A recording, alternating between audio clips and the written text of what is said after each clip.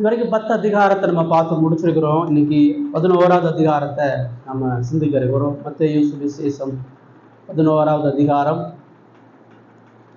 இதில் 1 முதல் 19 வசனங்களை இன்னைக்கு நம்ம பார்க்க இருக்கிறோம். மத்தேயு தொடர்ந்து இயேசுவினுடைய ராஜரீகத்தன்மையை சொல்லி வருகிறார். நம்ம 10ஆம் அதிகாரத்திலிருந்து அவருடைய சீசர்கள் எப்படிப்பட்டவர்களாக இருக்க வேண்டும், அந்த சீசர்களுக்கு வரக்கூடிய பாடுகள், அவர்களுடைய தகுதிகள், அவர்களுக்கு வர வேண்டிய ஆசீர்வாதங்கள் எல்லாவற்றையும் தொடர்ந்து வழங்கப்படுத்துகிறார். 11ஆம் அதிகாரத்திலையும் தொடர்ந்து நம்ம அதை தான் பார்க்க இருக்கிறோம். கடந்த வாரத்தில் நம்ம ஒரு சீசனுடைய சாட்சி எப்படிப்பட்டதாக இருக்கணுன்றதை பார்த்தோம். ஒரு சீசனுடைய வாழ்க்கையில் இயேசுவினுடைய பராமரிப்பு எப்படிப்பட்டதாக இருக்கிறத பார்த்தோம். சீசனுடைய வாழ்க்கையில் கிறிஸ்துவினுடைய ஆசீர்வாதங்கள் எப்படிப்பட்டதாக இருக்கிறதுன்றதை பார்த்தோம். இன்னைக்கு இந்த 11ஆம் அதிகாரத்தில் தொடர்ந்து இந்த கிறிஸ்தவனுடைய அந்த சீசனுடைய வாழ்க்கை எப்படி இருக்கும், உண்மையாக ஒரு இயேசுவை பின்பற்றவனுடைய வாழ்க்கையில் காணப்படக்கூடிய அடிப்படையான காரியங்கள் என்றதை பார்க்க இருக்கிறோம். இப்போ முதல் 6 வசனங்களை நான் வாசிக்கிறேன். 19 வசனங்களில் 3 காரியங்களை சிந்திக்க இருக்கிறோம். முதல் 6 வசனங்களை வாசித்து நம்ம சிந்திக்கலாம். இயேசு தம்முடைய 12 சீசர்களுக்கும் கட்டளை கொடுத்து முடித்த பின்பு அவர்களுடைய பட்டணங்கள் உபதேசிக்கவும் பிரசங்கிக்கவும் அவரிடம் விட்டு போனார். அத்தருணத்திலே காவல் இருந்த யோவான் கிறிஸ்துவின் கிரியைகளை குறித்து கேள்விப்பட்டு தன் சீசரில் 2 பேரை அழைத்து, வருகிறவர் நீர்தானா அல்லது வேறொருவர் வர காத்திருக்க வேண்டுமா என்று அவரிடத்தில் கேட்கும்படி அனுப்பினார். இயேசு அவர்களுக்கு பிரதியுத்தரமாக, நீங்கள் கேட்கிறதையும் காண்கிறதையும் யோவானிடத்தில் போய் அறிவியுங்கள். குருடர் பார்வையடைகிறார்கள், சப்பானிகள் நடக்கிறார்கள், குஷ்டரோகிகள் சுத்தமாகிறார்கள், செவிடர் கேட்கிறார்கள், மரித்தோர் எழுந்திருக்கிறார்கள், தரித்திரருக்கு சுவிசேஷம் பிரசங்கிக்கப்படுகிறது. என்னிடத்தில் இடரடையாது இருக்கிறவன் எவனோ அவன் பாக்கியவான் என்றார் என்பதை பார்க்கிறோம். 10ஆம் அதிகாரத்தில் இயேசு சீசர்களுக்கு கட்டளை கொடுத்தா அவங்கள ஊழியத்துக்கு அனுப்புகிறார். அவங்க என்ன பிரசங்கிக்கணும், எந்த செயல்களை செய்யணும், அவர்களுக்கு கொடுக்கப்படக்கூடிய ஊழியத்தினுடைய காரியங்கள்ன்றதை சொல்கிறார். இப்போ 11:1 அதனுடைய முடிவை சொல்லுது. சில இந்த 11:1 10ஆம் அதிகாரத்தோட முடிய வேண்டியது. வசனம் பிரிக்கும் பொழுது அதை எக்ஸாக்டாக சரியாக பிரிக்கலை. நிறைய இடத்துல 10ஆம் அதிகாரத்தினுடைய கடைசியாக இந்த 11:1 தான் இருக்குது. ஏன்னா அவங்களுக்கு அவர் கட்டளையை கொடுத்துட்டு, அதான் அவர் 11 அப்படி தான் ஆரம்பிக்குது. கட்டளை கொடுத்து முடிச்சுட்டு அவர்கள் பட்டணங்கள் உபதேசிக்கவும் பிரசங்கிக்கவும் அவர் அவரிடம் விட்டு போனார்னு பார்ப்போம். அதாவது அவர் ஊழியம் பண்ணிட்டு, நான் எல்லாம் செஞ்சு முடிச்சுட்டேன், இனிமேல் எனக்கு அப்புறம் நீங்கள் தான் எல்லாம் செய்யணும் அப்படின்னு சொல்லி அவங்கள அனுப்பிட்டு அவர் பேசாமல் உட்காரணும். அவங்கள அந்த சுற்றி உள்ள இஸ்ரவேல் பட்டணங்களுக்கு அனுப்பிட்டு அவரை நான் ஓய்வெடுக்கிறேன்னு செய்யாம அவர்களுக்கு முன்பாக அவரும் அவர்களுடைய பட்டணங்கள்ல உபதேசிக்கும் பிரசங்கம் அவரிடம் விட்டு போனார். இயேசுவினுடைய ஊழியத்துல ஓய்வு இல்லாம நம்ம பார்க்கக்கூடிய ஒரு விஷயம் உபதேசமும் பிரசங்கமும் தான். அவர் எவ்வளவு கிராமங்களுக்கு போறாரோ அவர் முதலாவது பிரதானமாக பிரசங்கத்தை பிரதானப்படுத்துகிறார். அவர் வியாதிகளை சுகப்படுத்தினாருங்க பிரதானமா சொல்லலை. அவர் அநேகருடைய காரியங்களுக்கு ஆலோசனை கொடுத்தாருன்னு சொல்லலை. அவர் தனது அனுபவத்தை சாட்சியா சொன்னார்னு சொல்லலை. அவர் மக்களுடைய குறைகளை தீக்கி அவர் மனுக்களை வாங்கினார்னு சொல்லலை. அது ரொம்ப தெளிவா சொல்லுது. அவர் போற பட்டணங்களை அவர் உபதேசிக்கவும் பிரசங்கிக்கவும் செய்தார். ஏன்னா மனிதனுக்கு அதுதான் அவசியமானது. மனுஷன் உயிர் வாழ்வதற்கு அவன் அப்பத்தினால மாத்திரமல்ல, தேவனுடைய வார்த்தையினால பிழைப்பான். அவன் அழிந்து போகாம இந்த உலகத்துல கடவுளுக்கு பயந்து வாழ்வதற்கு, அவன் ஆத்மாவை பாதுகாப்பதற்கு அவனுக்கு பிரசங்கம் முக்கியம். பிரசங்கம் தான் மனித இருதயத்தை சுத்திகரிக்கும். பிரசங்கம் தான் மனித சுபாவத்தை மாற்றும். பிரசங்கம் தான் மனித வாழ்க்கையை மாற்றி போடுகிறதா, கடவுளுக்கு மகிமைப்படுத்துகிறதாக இருக்கும். சீசர்களுக்கு அதான் சொல்றாரு. அவர் போற இடம் எல்லாத்துலேயும் கிராமத்திலையும் அதெல்லாம் இயேசு பிரசங்கம் தான் செய்கிறார். மற்ற இது தொடர்ச்சியா 2 அதிகாரங்களுக்கு ஒரு முறை தொடர்ந்து சொல்லிட்டே வருகிறார். இந்த ராஜா தனது பிரசங்கத்தின் மூலமாக தனது ராஜ்யத்தை கட்டுகிறவராக இருக்கிறார். கிறிஸ்துவனிடத்துல வரும் பொழுது எதுக்காக வரணும்னு சொன்னா அவருடைய வார்த்தையை கனப்படுத்தவும் அவருடைய வார்த்தையினுடைய உபதேசத்தை கேட்கவும் வரணும். எனக்கு சபை நீங்க ஞாயிற்றுக்கிழமை எல்லா சபையும் திறந்துருக்குது, எல்லா இடத்துலையும் ஆராதனை இருக்குது. அங்கே எது பிரதானமா இருக்குது? பாடல்கள் தான் பிரதானமா. 1 மணி நேரம் பாட்டு பாடணும், ஆடணும். 10 நிமிஷம் பிரசங்கம் பண்ணா போதும், 15 நிமிஷம் பிரசங்கம் பண்ணா போதும். திருச்சபை பிசாசினால வஞ்சிக்கப்பட்டு பிரசங்கத்தினுடைய மேன்மையை மகத்துவத்தை குறைச்சிடறாங்க. ஆனா இயேசு ஜனங்களுடைய வாழ்க்கையில, சீசர்களுடைய வாழ்க்கையில பிரதானமா முன்மாதிரியா சொல்றாரு. போற இடையெல்லாம் பட்டணங்கள்லையும் கிராமங்கள்லையும் உபதேசிக்கவும் பிரசங்கிக்கவும் அவர் போனார் என்றதை பார்க்கிறோம். நம்முடைய தனிப்பட்ட வாழ்க்கை ரொம்ப முக்கியமான விஷயம். நாள்தோறும் கடவுள் நம்முடைய இருதயத்துல பேசணும். நாள்தோறும் வேதம் வாசிக்கணும். நாள்தோறும் வேத பிரசங்கத்தை கேட்கணும். வேதத்தை வாசிக்கும் பொழுது தேவன் நம்மோடு உபதேசத்தை கொடுக்கிறார். பைபிள் படிக்கும் பொழுது கடவுள் நம்ம சீர்படுத்துறார். பைபிள் படிக்கும் பொழுது கடவுள் நம்முடைய விசுவாசத்தை பலப்படுத்துறார்.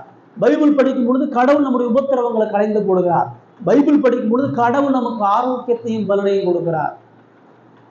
வேதத்தை தேவன் எழுதி நம்முடைய வாழ்க்கைக்கு வெளிச்சமாக கொடுத்திருக்கிறார். அடுத்த பகுதியில் நம்ம என்ன பார்க்கிறோம்? அத்தருடத்திலே காவலில் இருந்த யோவான் ஸ்நானகன் கிறிஸ்துவின் கிரியைகளை குறித்து கேள்விப்பட்டு சீசர்ல 2 பேர் அழைகிறார். மத்தேயும் 4 அதிகாரத்துல பார்த்தோம். யோவான் சிறைச்சாலைக்குள்ள போனதான் இயேசு பிரசங்கம் பண்ண ஆரம்பிக்கிறார். யோவானுடைய ஊழியம் வல்லமையா போயிட்டு இருக்குது. யோவான் கடவுளுடைய வார்த்தையை சொல்லிட்டு இருக்கிறார். அநேக ஜனங்கள் யோர்தான்ல யோவான்கிட்ட மனம் திரும்பிட்டு இருக்கிறாங்க. பரிசேயர்கள் ஆயக்காரர்கள் நிறைய ஜனங்கள் போயிட்டு இருக்கிறாங்க. இயேசு அமைதியா யோவானுடைய பிரசங்கத்தை கேட்கிறார். யோவானுடைய ஊழியத்துல இயேசு பங்கு பெறுகிறார். யோவானுடைய ஊழியத்துக்கு தன்னை உட்புகுத்தி இருக்கிறார். ஏரோதினுடைய பாவத்தை யோவான் ஸ்நானகன் கண்டிக்கிறார். 14 அதிகாரத்துல பார்க்க போறோம். ராஜா அவனுடைய சகோதரனுடைய மனைவியை தவறான உறவுல வச்சிருக்கான்றதை கண்டித்து எச்சரிக்கும் பொழுது அந்த ராஜா யோவான் ஸ்நானகனை பிடிச்சி ஜெயில போறான். ஜெயில போட்டு அவனுடைய ஊழியத்தை நிறுத்துறான். இயேசு அதுக்கப்புறம் தனது ஊழியத்தை ஆரம்பிக்கிறார். யோவான சிறைச்சாலையில போட்டதுக்கு அப்புறம் இயேசு ஊழியத்தை ஆரம்பிச்சு தொடர்ந்து யோவான் ஸ்நானகனோட இயேசுக்கு இப்ப திரள் கூட்டம் போகுது. ஏன்னா யோவான் எந்த அற்புதமும் செய்ய, யோவான் பிரசங்கம் பண்றாரு, ஞானஸ்தானம் கொடுக்குறார். எந்த வல்லமையான செயல்களை யோவான் ஸ்நானகன் செய்யல. ஆனா இயேசு வெறுமனே பிரசங்கம் மாத்திரம் பண்ணல, அந்த பிரசங்கத்துக்கு ஆதாரமாக தனது அற்புதங்களை வெளிக்காட்டுகிறார். காற்றையும் கடலையும் அதற்றாரு, நோயை சுகமாகிறாரு, மரணத்துக்கு ஏதுவானவனை உயிர்ப்பிக்கிறாரு. எல்லா வல்லமையான செயல்களையும் இயேசு செய்கிறத நம்ம பார்க்கிறோம். அப்போ அவருடைய கீர்த்தி பரவுகிறது. திரள் கூட்டம் அவர் பின்னாடி போறாங்க. மறுபுறம் பரிசேயர்களும் வேதபாரர்களும் இயேசுவை எதிர்த்துட்டே இருக்கிறாங்க. அவர் மேசியா இல்லை, அவர் பிசாசினாலதான் அற்புதம் செஞ்சுட்டு இருக்கிறார். அவர் உண்மையா தேவ மனிதன் இல்லை, தேவகுமாரன் என்கிற எதிர்ப்பும் கூடுது. ஒரு புறம் எதிர்க்கக்கூடிய தலைவர்கள் இருக்கிறாங்க, மறுபுறம் அவரால் சுகம் பெறக்கூடிய மக்களும் அவரால் உபதேசத்தை கேட்டு மனம் திரும்பக்கூடிய காரியங்கள் நடக்குது. இந்த தருணத்துல தான் யோவான் ஸ்நானகன் தான் சீசர்கள் அனுப்பி 3வது வசனத்துல வருகிறவர் நீர்தானா அல்லது வேறொருவர் வர காத்திருக்க வேண்டுமா என்று அனுப்பினார். இப்ப யோவான் ஸ்நானகன் சிறைச்சாலையில் ஒரு சந்தேகம் வருது. உண்மையாகவே இவர் மேசியாதானா? உண்மையாகவே இவர் தான் தேவனால அனுப்பப்படக்கூடிய ரட்சகரா அப்படின்ற சந்தேகம் வருது. இப்ப யாருக்கு வருது? யோவான் ஸ்நானகன் தான் முதல்ல இதோ உலகத்தின் பாவத்தை சுமந்து தீர்க்கிற தேவ ஆட்டுக்குட்டின்னு சொன்னார். யோவான் ஸ்நானகன் தான் எனக்கு பின்னாடி வந்தக்கூடிய இவர் என்னிலும் மேன்மையுள்ளவர்னு சொன்னார். இவருடைய பாதரட்சையிலே என்னால் அவிழ்க்க முடியாதுன்னு நான் சொன்னார். இவர் தான் இஸ்ரவேலுக்கான பாவ மன்னிப்பு வழங்கக்கூடிய ரட்சகர், இவர் தான் மேசியா. எல்லாத்தையும் யோவான் தான் டிக்ளேர் பண்றார்.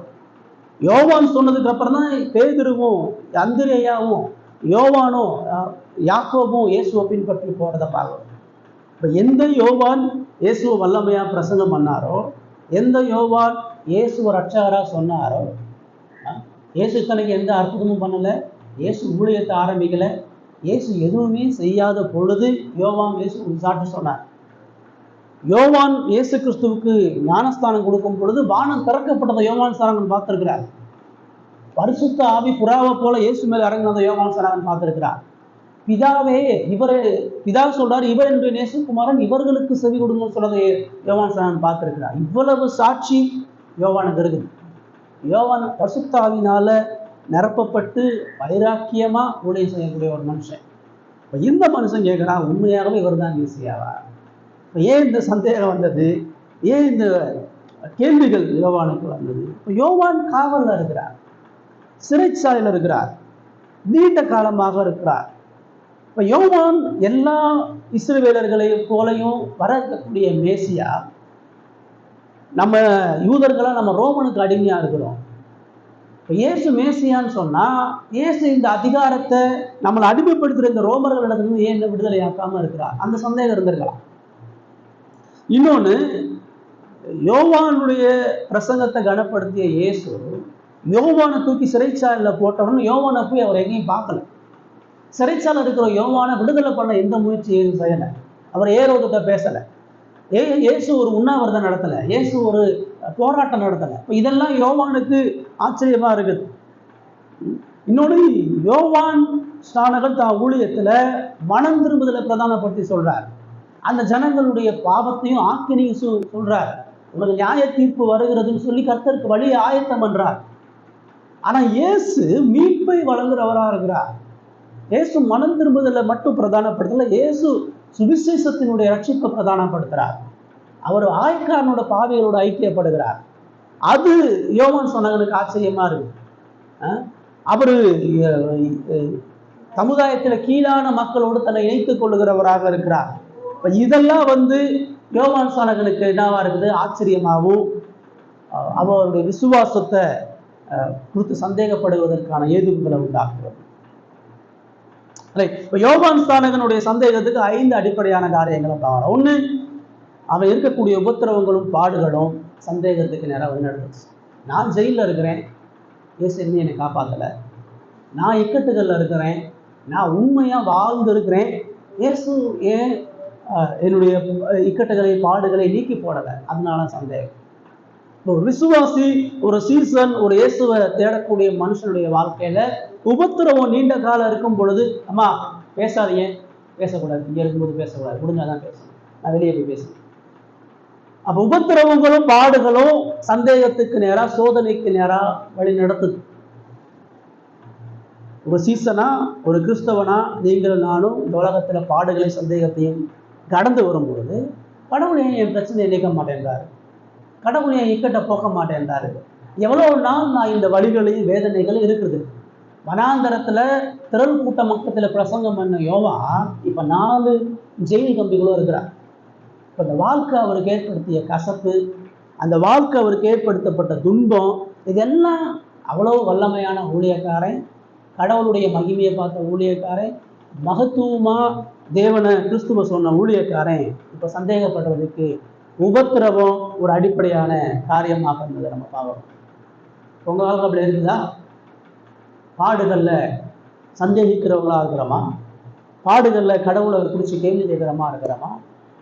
2வது, யோவான் ஸ்நானகனுடைய சந்தேகத்துக்கு இன்னொரு காரியம் என்னன்னா, அவருடைய எதிர்பார்க்கப்பட்ட விருப்பங்களும் காரியங்களும் நிறைவேறாத பொழுது சந்தேகம் வருது. யோவான் இயேசு என்ன எதிர்பார்க்கிறார்? எல்லா காமனர்களுடைய எல்லா யூதனை போல அவர் எதிர்பார்க்கிறார்.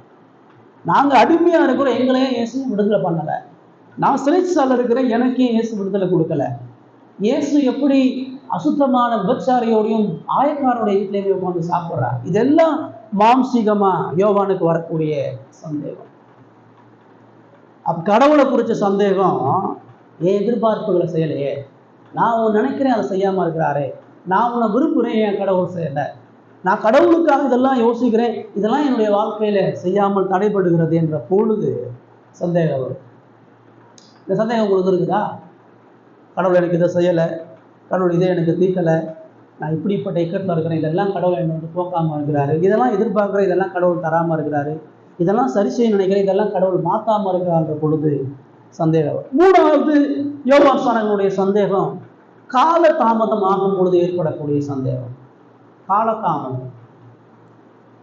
அவர் ஊழியம் 1 வருஷம் 1.5 வருஷம் அவர் ஊழியம் பண்ணிட்டு இருக்கிறாரு, மக்கள் எல்லாம் பின்னாடி போறாங்க. ஆனா எதிர்பார்த்த மீட்பு அவர் செய்யலையே, இஸ்ரவேலை ரட்சிக்கலையே, என்னை என்ன விடுதலை பண்ண அவர் வரலையே, மக்களுக்கான அந்த ரட்சிப்பின் சிங்காசனத்தை அவர் இன்னும் வெளிக்காட்டலையே, தாவீதுடைய ராஜ்யத்தில் அவர் இன்னும் போய் உட்காரலையே, அவருடைய மகிமை இன்னும் அவர் வெளிப்படுத்தலை. இதெல்லாம் யோவான் ஸ்நானகனுக்கு ஒருவேளை அவர் மேசியாவா இருக்கலாம், ஆனா அவரையே காலதாமதம் பண்றார், அவரையே நீண்ட நேரத்தை எடுக்கிறார். நிறைய நேரம் நம்முடைய வாழ்க்கையிலையும் நாம் எதிர்பார்க்கக்கூடிய விஷயம், நம்முடைய பிரச்சனைகளுக்கான தீர்வு, நம்ம ஆசைப்படக்கூடிய காரியத்துக்கு கடவுள் காலதாமதம் பண்ணும் பொழுது அது நேர்மையா இருக்கலாம், சரியானதா இருக்கலாம், உண்மையானதா இருக்கலாம். தேவன் அது உடனடியாக நிறைவேற்றாம அநேக காலதாமதம் செய்ய முடியும். ஆபிரகாமுக்கு ஆண்டவர் காலதாமதம் பண்ணார். வாக்குத்தத்தம் பண்ணி 75 வயசுல உனக்கு புத்திரனை கொடுப்பேன்னு சொல்லி 100 வயசுல தான் 25 வருஷம் அவன் காத்திருந்தான். அதனாலதான் அவன் சந்தேகப்பட்டான். அதுதான் சாராள் சிரிக்கிறான். அதனாலதான் இஸ்மவேலை நீங்க காப்பாத்துங்க, கடவுளுடைய வாக்கு நம்பிக்கை இல்லாம சந்தேகப்படுறத நம்ம பார்க்கிறோம். நாலாவது, சந்தேகம் எப்போ ஒரு சீசனுடைய வாழ்க்கையில உருவாகும்னு சொன்னா, கடவுளுடைய வல்லமையும் வார்த்தையையும் அசட்டை செய்யும் பொழுது, அதை மேன்மையாக எண்ணாத பொழுது. யோவான் சிறைச்சாலையில இருந்து கொண்டு இயேசுவினுடைய மகத்துவமான வல்லமை சிந்திக்க முடியாது. இயேசு வெளிப்படுத்தக்கூடிய மாட்சிமை பொருந்தி அவர் யார் என்றதை நேரடி அவருடைய பிறப்பு சொல்லுது.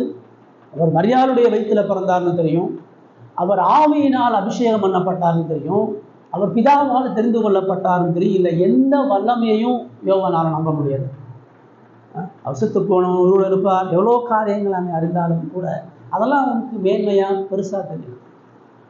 சந்தேகம் ஏற்படுகிறதுன்னு சொன்னா, கடவுளுடைய வார்த்தையை கனப்படுத்தாத பொழுது, கடவுளுடைய வார்த்தையை நினைவு கூறாத பொழுது, கடவுளுடைய வல்லமையை குறித்து குறைவான சிந்தனை, இதெல்லாம் போய் கடவுள் செய்ய முடியும், இதெல்லாம் கடவுள் மாற்ற மாட்டாங்க, இதெல்லாம் கடவுள் சரி செய்ய மாட்டாங்க, இதெல்லாம் என் வாழ்க்கையில மாறாது, இதெல்லாம் தீராதுன்ற எண்ணம் வரும் பொழுது சந்தேகம் ஏற்படும். சகரியாட்ட ஆண்டவர் சொல்லும் பொழுது அது நடந்துச்சு. யோவான் ஸ்நானனுடைய தகப்பன் சகரியாட்ட எலிசபெத்து வயது முதிர்ந்தவளாக இருக்கும் பொழுது, ஏற்ற காலத்துல உனக்கு ஒரு புத்திரன் வருவான், அவன் மேசியாவுடைய ராஜ்யத்துக்கு வழிநடத்துவான்னு சொல்லும் பொழுது, இது எப்படி ஆகும், இது எப்படி நடக்கும்னு சொல்லி ஒரு ஆசாரியன் கேள்விப்பட்டான். கடவுளுடைய வல்லமை வார்த்தையும் அசட்டை செய்யும் பொழுது வரக்கூடிய சந்தேகம். ஐந்தாவது, யோவான் ஸ்நானனுடைய சந்தேகம். 2 வழிகளில் பயணிக்கும் பொழுது சந்தேகம் வரும். கடவுளுடைய வழியையும் உலக வழியையும் ரெண்டையும் சேர்த்து பார்க்கும்போது, தேவன் ஒரு வாக்கு பண்றாரு, ஆனா உலகத்தினுடைய தேவை இன்னைக்கு இப்படி ஒரு தேவை இருக்குது. நான் இப்ப தற்காலமா அவதிப்பட்டு இருக்கிறவன், கடவுளுடைய ராஜ்யம் சுருக்கப்படுகிறதே, கடவுள் எனக்கு அழைப்பு நான் நிறைவேற்ற முடியலையே, மேசியாவினுடைய வருகையும் மகத்துவத்தையும் பூரணமா செய்து முடிக்க முடியலையே, என் ஊழிய தூத்து போன ஊழியமா இருக்குது, ஏரோது என்ன ஜெயில போட்டாங்க, என்னை கொலை செய்ய போறானே, கடவுளுடைய வாக்கு தத்துவம் நிறைவேறுமா? எலியாவினுடைய ஆவியை கொண்டு எலியாவை போல ஒரு இஸ்ரவேலுக்கு மாற்றத்தை கொடுக்கறதுக்கு தானே கடவுள் என்ன வச்சாரு. ஆனா இப்ப எந்த மாற்றமும் இல்லாம நான் ஒடுங்கி போயிட்டேனேன்னு சொல்ற அந்த 2 வழி. என் பிரச்சனை அவ்வளவு பெருசா இருக்குது, கடவுளுடைய வார்த்தை அப்படி இருக்குது, நான் கடவுளுடைய வார்த்தையை நம்புறேன், ஆனா பிரச்சனைக்கான தீர்வு கிடைக்கலையே, பிரச்சனைக்கான தீர்வாகலை என்ற 2 விதமான சிந்தனை. இதுதான் யாக்கோபு 1:6 அவர் சொல்றாரு.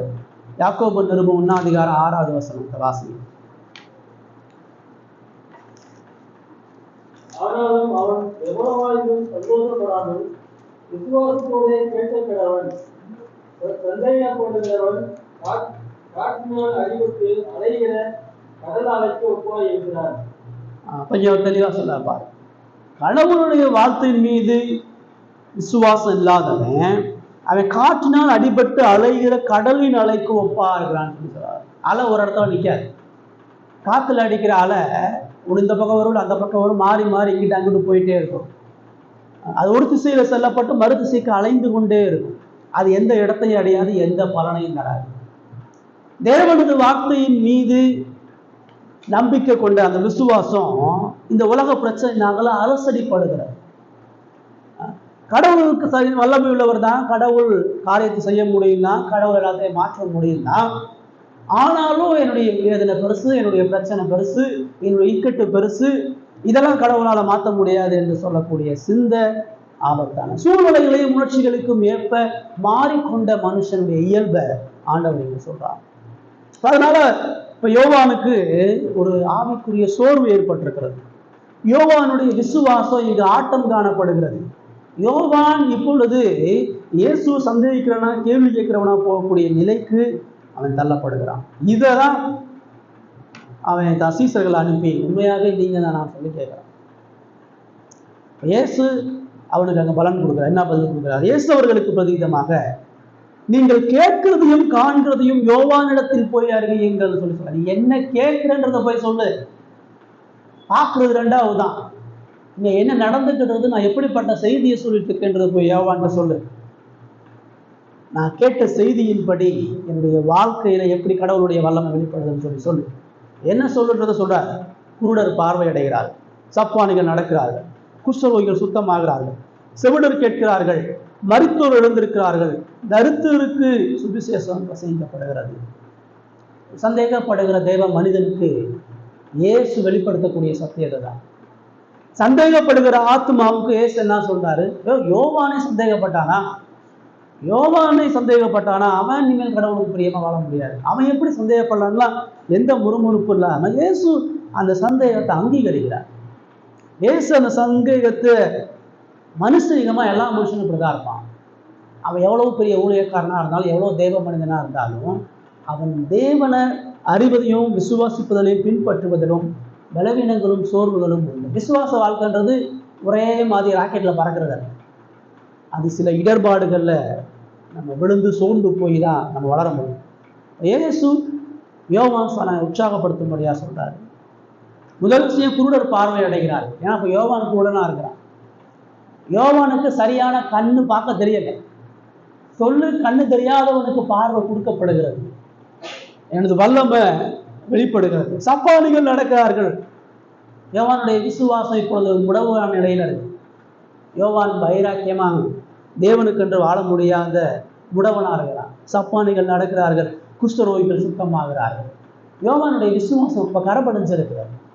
யோவான் அசுத்தம் உள்ளவனா பார்க்கிறான். அவனை சுத்திகரிப்பதற்கு நான் இருக்கிறேன்னு சொல்லி சொல்றார். செவிடர் கேட்கிறார்கள். கடவுளுடைய வார்த்தையும் தீர்க்க தரிசனத்தையும் கேட்கக்கூடாதபடி யோவான் ஸ்நானகன் செவிடனா இருக்கிறான். செவிடனுக்கு காது இருக்குதுன்னு நீ போய் சொல்லு. மருத்துவர் எழுந்திருக்கிறார்கள். ஆவிக்குரிய உலகத்துல யோவான் இப்பொழுது மறுத்து போன நிலையில தேவன் அவனுக்கு கொடுக்கக்கூடிய வெளிப்பாடு, தேவன் அவனுக்கு காண்பித்த வல்லமை எல்லாத்தையும் மறுத்து போன நிலையில இருக்கிறான். மறுத்தை உள்ளோடு இருக்கிறான். அவன்கிட்ட போய் சொல்லு. தரித்திரருக்கு சுவிசேஷம் பிரசங்கிக்கப்படுகிறது. ஆத்மால உடைஞ்சு போய் ஆத்ம விடுதலை இல்லாதவனுக்கு தேவனது நற்செய்தி சொல்லணும். இந்த நற்செய்தி யோவான் நினைப்பை சொல்லணும். ஏன் மூலமா அந்த மீட்பும் அந்த ரட்சிப்பும் கடவுளுடைய ராஜ்யமும் கடவுளுடைய வல்லமையும் மகிமையா கட்டப்படுதுன்றதை போய் சொல்லு. என்னுடைய உபதேசத்தை போய் யோவானுக்கு வெளிப்படுத்து. என்னுடைய உபதேசத்தின் சாட்சியாக வரக்கூடிய கிரியைகளை யோவானுக்கு சொல்லு. என் வார்த்தையும் வாழ்க்கையும் தான் அவன் சந்தேகத்தை போக முடியும். என்னுடைய உபதேசமும் என்னுடைய வாழ்க்கையினுடைய செயல்பாடுகள் தான் யோவான் ஸ்நானகனுக்கு இருக்கக்கூடிய சந்தேகத்தை விலக்கி விசுவாசத்தை பலப்படுத்த முடியும்ன்றதை இயேசு சொல்லி அனுப்புறார். 6வது வசனத்துல ஃபைனலா தான் சொல்றாரு, என்னிடத்தில் இடரடையாது இருக்கிறவன் எவனோ அவன் பாக்கியவான் என்றார். ஏன் யோவான் இடல் அடைஞ்சிருக்கிறான். இடல் அடைகிறதுன்றது சொல்லும் பொழுது அவன் நம்பிக்கையை இழந்து போயிருக்கிறான். விசுவாசத்தை விட்டு கிறிஸ்துவை விட்டு விலகி சென்றவனா இருக்கிறான். இப்ப அவனை கட்டுறதுக்கு அவர் சொல்றாரு, என்னிடத்தில் இடலையாது இருக்கிறவன் தான் பாக்கியவான். யோவான் ஸ்நானகன் சிறைச்சாலையில இடல் அடைந்திருக்கிறான். அவன் இடல் அடையாம விசுவாசத்துல பலம் உள்ளவனாக இருக்கணும்னு சொல்லி சொல்றான். முதல் 6 வருஷத்துல இயேசு பிரதானமாக என்ன சொல்றாரு? ஒரு விசுவாசி, ஒரு சீசன் என்பவன் அவன் இந்த உலகத்துல ஏற்படக்கூடிய அபிசுவாசத்தையும் சந்தேகங்களையும் மேற்கொண்டு வாழ்றானே, அந்த சந்தேகத்துல பின்வாங்குறவன் இல்லை, சந்தேகத்துல குழம்பி போறவன் இல்லை. யோவானுக்கு சந்தேகம் வந்துருச்சு, இயேசு உண்மையாகவே மேசியாதான். அவன் போய் பரிசேயர்கள்ட்டையோ இல்லை வேத பார்வையோ வேற யார்கிட்ட போய் ஆலோசனை கேட்கல. என்னங்க இயேசு இப்படி இருக்கிறாரே, உண்மையாக இவர் தான் மேசியாரா, உண்மையாக இவர் தான் ரட்சகரான்னு போய் கேட்க, அது நேரடியாக இயேசுகிட்ட போய் கேட்கலாம். அவனுக்கு பிரச்சனை இயேசுவோட, நேரடியாக இயேசுக்கே ஆள் அனுப்பி அவர்கிட்ட போய் கேட்கலாம். சந்தேகம் வரும் பொழுது இயேசுவை தேடிதான் போகும். குழப்பங்கள் வரும் பொழுது மனித ஆதரவோ மனித வாழ்க்கையோ விடுதலை தராது. தீர்க்க முடியாத உபத்திரவங்கள் நம்ம மேற்கொள்ளும் பொழுது, இக்கட்டுகள் வரும் பொழுது போக வேண்டிய இடம் கிறிஸ்துவனுடைய சமூகம். இயேசுவோடு பேசுறவளாக இருக்கணும். இயேசு அவனுக்கு விடுதலை கொடுக்கிறார். ரைட். இப்ப இந்த முதல் விஷயத்துல நம்ம 5 அடிப்படையான காரியங்களை பார்க்கணும். முதல்ல, என்னுடைய விசுவாசம் இயேசுக்குள்ளாக எப்படி இருக்கு? நான் ஒரு சந்தேக பேர்வழியா? நான் இயேசுவை சந்தேகிக்கிற ஒரு மனுஷனா? மேலோட்டமா கேட்டேன், அப்படிலாம் இல்லைங்க, நாங்கள் இயேசுவை தான் தொழுது கொள்ளுகிறோம், இயேசுவை தான் ஆராதிக்கிறோம், இயேசு மேலே எங்களுக்கு எந்த சந்தேகமும் இல்லை. இயேசு மேல சந்தேகம் இல்லைன்னு சொன்னா, உன் பாடுகளை இக்கட்டுகள்லையும் கடவுளுக்குரிய காரியங்களை விட்டு நீ வழிகளை கூடாது. வாழ்க்கையில பிரச்சனை வந்தாலும் இக்கட்டுகள் வந்தாலும் கடவுளை தொழுது கொள்றதுலையும் ஆராதிக்கிறதுலையும் கடவுளுடைய சமூகத்தை விட்டு விலகி போறக்கூடிய காரியத்தை செய்யக்கூடாது. பிரச்சனையில கடவுளை இறுக்கமா பற்றி கொள்ளணும். இக்கட்டுகள் சூழ்ந்து கொள்ளும் பொழுது தேவனது கரத்தை இறுக்கமாக பற்றி கொள்ளுகிறவனாக இருக்கணும். ஏமாசானால் அது முடியல. சொல்றாரு, உன் விசுவாசத்தை இழந்துடாது. உண்மையான விசுவாசம் என்பது எதிர்பார்ப்புகளையும் விருப்புகளையும் தேவன் பூர்த்தி செய்வதல்ல. நான் விசுவாசிக்கிறேன்னு சொன்னா என் எதிர்பார்ப்பை கடவுள் பூர்த்தி செய்யணும், என் விருப்பத்தை கடவுள் செய்யணுன்றதல்ல. உண்மையான விசுவாசம் கடவுளுடைய சித்தத்துக்கு முழுமையாக அர்ப்பணிக்கிறது தான். கடவுள் கெத்செமனேல இயேசுவை நொறுக்குனார். கடவுள் கெத்செமனேல இயேசுவை ரத்தம் சிந்த வச்சார். என்ன என்னை இப்படி பண்ணிட்டு இருக்கீங்க, நான் எவ்வளவு உண்மையா வாழ்ல, எனக்கு எவ்வளவு இக்கட்டுன்னு இயேசு கேட்கல. இயேசு என்ன சொன்னாரு, உம்முடைய சித்தத்தின்படி ஆக கடவுள். நான் அடிக்கப்பட்டாலும் நொறுக்கப்பட்டாலும் இக்கட்டுகளுக்குள்ளாக போனாலும் என்னுடைய சித்தம் அல்ல, என் ஆசை என் விருப்பம் கிடையாது, தேவனது விருப்பத்தை செய்யணும். அப்படி யோசிக்கிறீங்களா? அந்த விருப்பம் இருக்குதா? என் வாழ்க்கையில எனக்கு எந்த விருப்பமும் எந்த எதிர்பார்ப்பும் இல்லைங்க, தேவனது சித்தத்தை நான் செய்யணும்னு சொல்றேமா? மூணாவது, கடவுளுடைய காலத்துக்கும் நேரத்துக்கும் காத்திருக்கணும். எவ்வளோ நாளுங்க எனக்கு இந்த வியாதி, எவ்வளோ நாளுங்க எனக்கு இந்த பிரச்சனை, எவ்வளோ நாளுங்க நான் இவ்வளோ இக்கட்டுகளை கடந்து வர்றது, எப்போதான் சரியாகும்? அந்த கேள்வி கேட்டீங்கன்னா உங்களுக்கு விசுவாசம்னு அர்த்தம். உங்கள் விசுவாசத்தில் நீங்கள் இடத்துல அடைஞ்சிட்டீங்கன்னு அர்த்தம். நீங்கள் ஒரு சந்தேக பேர்வழின்னு அர்த்தம். நீங்கள் எதிர்பார்க்கிற முறையில் கடவுள் செயல்படணும்னு சொல்கிறது, நீங்கள் எதிர்பார்க்கிற நேரத்தில் கடவுள் உங்களை விடுதலையாக்குன்னு சொல்கிறது, நீங்கள் எதிர்பார்க்கக்கூடிய காரியத்தை கடவுள் உங்களுக்கு செயல்படுறதை நீங்கள் நினச்சிங்கனாவே நீங்கள் ஒரு தேவனை சந்தேகப்படுகிறவர்களா, அவருடைய வார்த்தையை அசட்டை செய்வர்களாக இருக்கிறது. மூணாவது, நான் சந்தேகப்படாமல் விசுவாசம் உள்ளவனா இருக்கணும்னு சொன்னா கடவுளுடைய வார்த்தையை விட்டு விலகாமல் அவருடைய வல்லமையை முழுமையாய் சார்ந்திருக்க. நம்மளாம் முடிவு பண்ணக்கூடாது, இதோடதாங்க இது முடிஞ்சு போச்சுங்க, இது தீர்க்கப்பட முடியாத பிரச்சனைங்க, இது சரி செய்ய முடியாத காரியங்க, இதெல்லாம் மாறாதுங்க, இதெல்லாம் சரியாகாதுங்க, இதெல்லாம் வளராதுங்க, இதெல்லாம் எந்த மாற்றமும் இருக்காதுன்ற சிந்தனை வந்தா உங்களுக்கு விசுவாசம் அர்த்தம், நீங்க கடவுளை சந்தேகிக்கிறீங்கன்னு சொல்லி அர்த்தம். ஐந்தாவதாக, 2 வழிகளில் பயணிக்கும் பொழுது நம்முடைய விசுவாசம் இடரடைந்தக்கூடிய விசுவாசமாக இருக்கும். ஒரே ஒரு நோக்கத்துக்காக தான் இயேசு அழைச்சிருக்கிறார். இயேசுவை நோக்கி மரண பரியந்தம் போராடுறதான் சீசத்துவம். ஜெயிலில் போட்டாங்க, அதுக்காண்டி கடவுளுடைய நோக்கம் அவனுக்கு நிறைவேறலையா? ஏரோது அவனை எதிர்க்கிறான், ஏரோது அவனை சிறைச்சேதம் பண்ண போறான், அதுக்காண்டி கடவுளுடைய மகிமை, கடவுளுடைய திட்டம் நிறைவேறாம போகலை. தேவன் அவன் அந்த இடத்துல வைத்து தனது நோக்கத்தையும் விருப்பத்தையும் செய்கிறவராக இருக்கிறார். அதான் யோவான் பார்த்து இயேசு சொல்றாரு, நீ இடர் நடந்துடாது, என் வல்லமையை பார், நீ உபதேசத்தை பற்றிக்கொள், சந்தேகப்படாம சந்தேகத்தை மேற்கொண்டு வாழ்ன்றார். ஒருவேளை உங்க வாழ்க்கையில் இப்படிப்பட்ட சந்தேகங்கள், சந்தேக புத்திகள், சந்தேக சிந்தைகள் இதெல்லாம் இருந்துச்சுன்னு சொன்னா கடவுளை பற்றி யூகம் பண்ணி வாழாதீங்க. நீங்க மற்றவங்களை குறித்து யூகம் பண்ணாதீங்க. இன்னொருத்தனுடைய வாழ்க்கை, இன்னொருத்தனுடைய சூழ்நிலை, நடக்கக்கூடிய காரியங்களை வச்சு நீங்களா சிந்திச்சு வாழாதீங்க. உங்களுடைய சுய சிந்தனையை சார்ந்து வாழாதீங்க. கடவுள் இடத்துல காரியத்தை ஒப்புக்கொடு. கடவுள் எதையும் செய்ய வல்லமை உள்ளவர், கடவுள் எதையும் மாற்ற வல்லமை உள்ளவர், கடவுள் எந்த நிலையிலும் மீட்பையும் ரட்சிப்பையும் செயல்படுத்த வல்லமை உள்ளவர். விசுவாசத்தை பற்றி கொள்வதாக ஆராய்ஞ்சுவார். இரண்டாவதாக, ஒரு சீசனுடைய குணாதிசயத்தை இயேசு சொல்லும் பொழுது ஒரு 7-15 வசனத்தை நம்ம பார்க்க இருக்கிறோம். இப்போ 7-10 வசனம் வரைக்கும் வாசிங்க.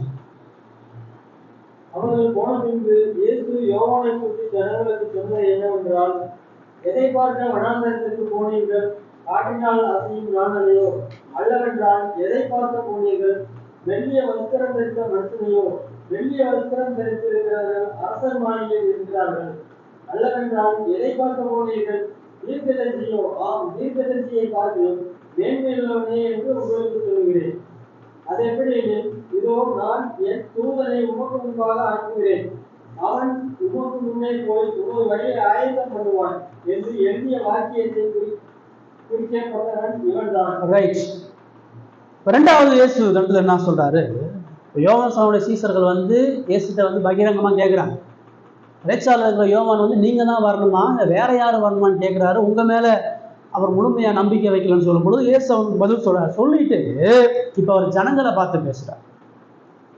ஏன்னா ஜனங்கள் என்ன நினைக்கிறாங்க, இந்த யோவான் சொன்னா இயேசுவை வல்லமையா சொன்னார், இந்த யோவான் சொன்னா இயேசு மேசியா சொன்னார். இப்ப யோவானுக்கே சந்தேகம் வருது, இப்போ யோவான் உண்மையானவரா, இயேசு உண்மையானவரா? அவங்களுக்குள்ளே நிறைய முரண்பாடு குழப்பங்களும் இருக்குது. இவரை மகிமையா சொன்ன அந்த யோவான் ஸ்நானகனை இப்படி கேள்வி கேட்கிறாரு. அப்போ உண்மையாக இவர் மேசியாவன் குழப்பம் அடைகிறார். இப்போ இயேசு அது தீர்க்கிறதற்காக ஜனங்களை பார்த்து, யோவானை குறித்து ஜனங்களுக்கு அவர் சொல்றாரு. என்ன சொல்றாரு? எதுக்கு வனாந்தரத்துக்கு போனீங்க? யோவான் சார் நீங்க முதல் எங்க பார்த்தீங்க? இப்ப அவன் ஜெயில இருக்கிறான், இக்கட்டுல இருக்கிறான். வனாந்தரத்துக்கு நீங்க போனீங்களே யோவான்கிட்ட, ஏன் போனீங்க? வனாந்தரத்துல போய் என்ன பார்த்தீங்க யோவான்கிட்ட? அதான் சொல்றாரு, நீங்க வனாந்தரத்துல போய் காற்றினால் அசையும் நாணலையோ. யோர்தான் வனாந்தரத்துல தான் அவர் இருக்கிறார். யோர்தான் நதி ஓரத்துல அநேக நாணல்கள், காஞ்சி போன அந்த செருகுகள் இருக்கும், ஒரு நீண்ட காஞ்சி போன புல்லு. இப்ப நீ வனாந்தரத்துல யோவான் ஸ்நானகனை பார்க்க போனியா, நாணலை போய் பார்க்க போனியா? காற்றினால் அசையும் நாணல் வெளியே வராங்க, உருவகமா சொல்றார். யோவான் ஸ்நானகன் உனக்கு நாணல் மாதிரி இருந்தானா? காத்தடிச்சா நாணல் இந்த பக்கமும் அந்த பக்கம் மாறி மாறி அலையும். யோவான் ஸ்நானகன் வனாந்தரத்துல நீ பார்த்த யோவான் ஸ்நானகன் நாணலை போல அவனுடைய விசுவாசம் தள்ளாடுகிறதா இருந்துச்சா? அவன் நாணலை போல இந்த பக்கமும் அந்த பக்கமும் சூழ்நிலைகளுக்கு ஏற்றபடி தன்னை மாற்றிக்கொள்கிறவனாக அங்க இருந்தானா? பரிசேயர்கள் வரும்போது அவங்க கிட்ட ஒரு மாதிரி வேஷம் போட்டானா? வேதப்பாரர்கள் வரும்பொழுது பயந்தானா? ஏறுவதை கண்டிக்கும் பொழுது நாணலை போல வளைஞ்சு கொடுத்தானா? அடுத்தவர் என்ன சொல்றார்? அல்லவனால் எதிர்பார்க்க போய்கள் மெல்லிய வஸ்திரம் தரித்த மனுஷனையோ. நாணலாகி யோவான் நீங்க பார்க்க போனீங்களா, இல்லது மெல்லிய வஸ்திரம் தரித்தவர்கள்னா ஒரு விலையுயர்ந்த ஆடை, ஒரு பகட்டான மேன்மையான ஒரு ஆடை. அவர் சொல்றாரு, வெள்ளிய வஸ்திரம் தரித்தவர்கள் அரசர் மாளிகையில் இருக்கிறார்கள். ராஜாவுக்கு சேவை செய்யற மந்திரிகள், பிரதானிகள் தான் வெள்ளிய வஸ்திரம் தரிப்பாங்க. ராஜாவுக்கு போதனை பண்ணக்கூடிய ஞானவான்கள் தான் அப்படி இருப்பாங்க. இப்போ யோவான் ராஜ அரண்மனையில் இருக்கக்கூடிய அந்த மெல்லிய வஸ்திரம் தரித்தவர்கள் பார்த்தீங்கன்னா சமாதான வார்த்தை தான் சொல்லுவான். ராஜா வாழ்க, ராஜா மகிமைப்படுவாராக, ராஜாவுக்கு சமாதானம் சொல்லுவான், மென்மையான வார்த்தைகளை பேசுவான், கோபப்பட மாட்டான், உணர்ச்சி வசப்பட மாட்டான். அப்படிப்பட்ட ஒரு மனுஷன் நீ வனாந்தரத்துல போய் பார்த்த? வனாந்தரத்துல நீ பார்த்த ஒரு யோவான் ஒரு மென்மையான வார்த்தைகளை பேசி ஒரு போலியான சமாதானத்தை அவனுக்கு சொன்னானா? அவனுடைய உபதேசமும் அவனுடைய வாழ்க்கையும் வஸ்திரம் தரித்தவனை போல இருந்ததான்னு சொல்லி கேட்கிறார். 9 சொல்றாரு, அல்ல வந்தால் எதிர்பார்க்க தீர்க்கதரிசியோ. இல்லைங்க, அவர் அப்படிப்பட்டவர் இல்லைங்க, அவர் நாளனை போல இல்லை, அவர் மெல்லிய வஸ்திரம் தரித்தவர் போல இல்லை, அவர் தீர்க்கதரிசியை போல இருந்தார். நீ சொல்றியா? ஆம், தீர்க்கதரிசியை பார்க்கிலும் மேன்மையுள்ளவனே உனக்கு தீர்க்கதரிசியுடைய யோவான் பெரியவன். சிறைச்சாலை இருக்கிற யோவான பலவீன நீ எண்ணாத. சிறைச்சாலை இருக்கிற யோவான ஏதோ சந்தேக பேர் வழியா நீ பார்க்காத. பாவிகளை சந்திக்கக்கூடிய யோவான் ஏதோ நாணலை போல வளைஞ்சு கொடுக்கிறவன் நினைக்காத. யோவான் ஏதோ மென்மையான சாந்தம் உள்ளவனா போலியான சமாதானத்தை கொடுக்கிறவனா என்னாத. அவன் கடவுளுடைய தீர்க்கதரிசி மட்டும் என்னாத, அவன் தீர்க்கதரிசி எல்லாரையும் விட பெரியவன். யோவான் இயேசுவை சந்தேகிக்கிறாரு, யோவான் இயேசுவை குறிச்சு இடர்வடைகிறாரு.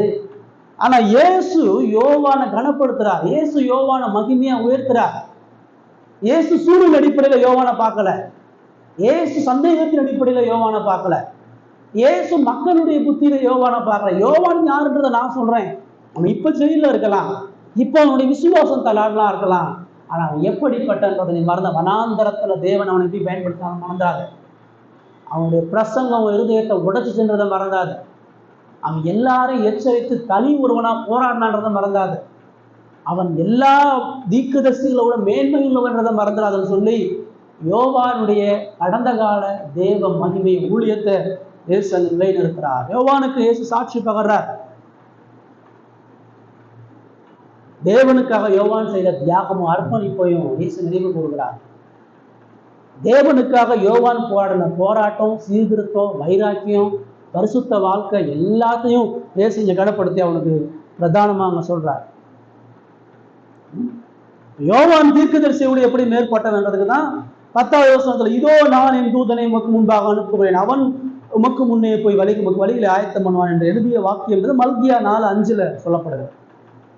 மல்கியா 4:5, மல்கியா 3 அதிகாரத்துல, ஏசாயா 40 அதிகாரத்துல வர இருக்கக்கூடிய எலியாவின் ஆவியுடையவன் தான் சொல்லி சொல்லப்படுறது. யோவானை சாதாரணமா நினைக்காத, அவன் தேவனால முன்குறிக்கப்பட்ட ஒரு மனுஷன். யோவானை சாதாரணமா நினைக்காத, பழைய ஏற்பாட்டுல உனக்கு அறிவிக்கப்பட்ட மாபெரும் தீர்க்கதரிசி. யோவான அவலட்சணமா கீழ்த்தரமா நினைக்காத யோவான் சானகனை அவன் தேவனுக்காக வழியை ஆயத்தம் பண்ண ரோடு போட்டு போனவன், உங்க எல்லாரையும் புடமிட்டவன், உங்க எல்லாரையும் நியாய தீர்ப்பும் எச்சரிப்பையும் சொன்னவன், என்ன உங்களுக்கு மகிமையை அறிவித்த ஒரு மனுஷன், அந்த வேதத்தின்படி வாழ்ந்த அந்த தீர்க்க தரிசனத்தின்படி தன் வாழ்க்கையை அர்ப்பணிச்சேன்னு சொல்றார். 11-13 அதாவது சொல்றாரு, வாசிங்க. ஸ்திரீகளிடத்திலே பிறந்தவர்களே, யோவான் ஸ்நானனை பார்க்கிலும் பெரியவன் ஒருவரும் எழுப்பினதில்லை. ஆகிலும் பரலோகத்தில் சிறியவனாயிருக்கிறான், அவனிலும் பெரியவனாய் இருக்கிறான் என்று உங்களுக்கு மெய்யாகவே சொல்கிறேன். யோவான் ஸ்நானன் காலம் முதல் இதுவரைக்கும் பரலோக ராஜ்யம் பலவந்தம் பண்ணப்படுகிறது. பலவந்தம் பண்ணுகிறவர்கள் அதை பிடித்துக் கொள்கிறார்கள். நியாயப்பிரமாணம் தீர்க்கதரிசிகள் யாவரும் யோவான் வரைக்கும் தீர்க்கதரிசனம் கிடைத்ததுண்டு. நீங்கள் ஏற்றுக்கொள்ள மனதாயிருந்தால் தரித்திரனாகிய எலியா இவன்தான். இப்ப ஏசுங்க திரும்ப இன்னும் தெளிவா சொல்றார். யோவான் நிசாதாரணமாய நல்ல ஸ்திரீகளிடத்தில் பிறந்தவள் யோவான் சானங்களை பார்க்கிலும் பெரியவன் ஒருவனும் விளம்புவதில்லை. ஏன்னா யோவான் கொடுக்கப்பட்ட ஸ்லாக்கியம், யோவானுக்கு கொடுக்கப்பட்ட தேவனுடைய பணி, யோவானுக்கு வெளிப்படுத்தப்பட்ட தேவனது வல்லமை. யோவான் பழைய ஏற்பாட்டுக்கு புதிய ஏற்பாட்டுக்கு ஒரு பாலமா இருக்கிறார். பழைய உடன்படிக்கையிலிருந்து ஜனங்களை புதிய உடன்படிக்கையார வெளிப்படுத்தக்கூடிய ஒரு மகா பெரிய ஒரு தீர்க்கதரிசி. அதனால்தான் ஸ்திரீகளிடத்தில் பிறந்தவன் யோவான் சானங்களை பார்க்கிலும் பெரியவன், அவனுக்கு கொடுக்கப்பட்ட ஸ்லாக்கியம். அவன்கிட்ட ஏற்பட்ட தனிப்பட்ட வல்லமையோ ஞானமோ புத்தியோ இல்லை, அவனுடைய வைராக்கியம் இல்லை, தேவன் அவனுக்கு கொடுத்துருக்கக்கூடிய மிகப்பெரிய இடம். பழைய ஏற்பாட்டினுடைய எல்லா சடங்குகளையும் நியாயப்பிரமாண தீர்க்க தரிசனத்திற்கும் நிறைவேறுதலா முடிவா கிறிஸ்துவ சொன்ன ஒரு மனுஷன். ஆனாலும் சொல்ற, ஆனாலும் பரலோக ராஜ்யத்தில் சிறியவனா இருக்கிறவன் அவனிலும் பெரியவனா இருக்கிறான். உலகத்துல ஸ்திரீகளை பிறந்தவன் யோவானை விட பெரியவன் யாரும் இல்லை. ஆனா யோவான் பேசிய அந்த உபதேசம், யோவான் பேசிய அந்த சத்தியம், யோவான் சொன்ன அந்த மீட்பை விசுவாசிக்கிறவன் யோவானை விட பெரியவன் சொல்றார். யோவான் சொல்லக்கூடிய சத்தியத்தின்படி வாழ்கிறவன், அந்த பரலோக ராஜ்யத்தை விசுவாசிக்கக்கூடிய மனுஷன் யோவானோட ஒரு பெரியவன். ஜனங்களுக்கு அவர் சொல்றாரு, யோவான் எவ்வளவு பெரிய மனுஷன், அந்த யோவான் மூலமாக உனக்கு கொடுக்கப்பட்ட சத்தியம் எவ்வளவு பெருசுன்றதை மறந்துடாது. அதனால சொல்றாரு, யோவான் சானன் காலம் முதல் இதுவரைக்கும் பரலோக ராஜ்யம் பலவந்தம் பண்ணப்படுகிறது, பலவந்தம் பண்ணுகிறவர்கள் அதை பிடித்துக் கொள்கிறார்கள். யோவான் என்னைக்கு கடவுளுடைய ராஜ்யத்தை பிரசங்கம் பண்ணாரோ அப்ப இருந்து இந்த பரலோக ராஜ்யம் பலவந்தம் பண்ணப்படுகிறது. அப்படின்னா போராடி அடையப்படுகிறது. பலவந்தம் பண்ணப்படுகிறதுனா மேற்கொள்ளப்பட்டு வெற்றி, பிசாசினுடைய தந்திரங்களை மேற்கொள்ளுகிறது. பலவந்தம்னா யுத்தம் பண்ணப்படுகிறது. யோவான் ஒரு 2 பிரிவுக்கு நேரம் யுத்தம் பண்ண வச்சிட்டார். யோவான் மாம்சத்துக்குரியவர்களும் ஆவிக்குரியவர்களை பிரிச்சிட்டார். ஆபிரகாம் உனக்கு பிள்ளை நீ சொல்லாத, யூதன் நீ பெருமை பாராட்டாத, கோடாரி வேறுகளுடைய மரங்கள் அருகே நின்று கொண்டிருக்கிறது, நியாய தீர்ப்பு வந்து இருக்குது, நீ மனம் திரும்புன்னு சொன்னா உனக்கு பெரிய அழிவு. தூற்று கூட அவர் கையில இருக்குது. அவர் கோதுமையை களஞ்சியத்துல சேர்க்க போறார், பதற அவியாத அக்கியில சேர்க்க போறார். பதருக்கும் கோதுமைக்குமான போராட்டம், உலகத்துக்கும் மாம்சத்துக்குமான போராட்டம், தேவனுக்கும் பிசாசுக்குமான போராட்டம். எல்லாத்தையும் யோவான் நகையெடுத்து சொல்றாரு.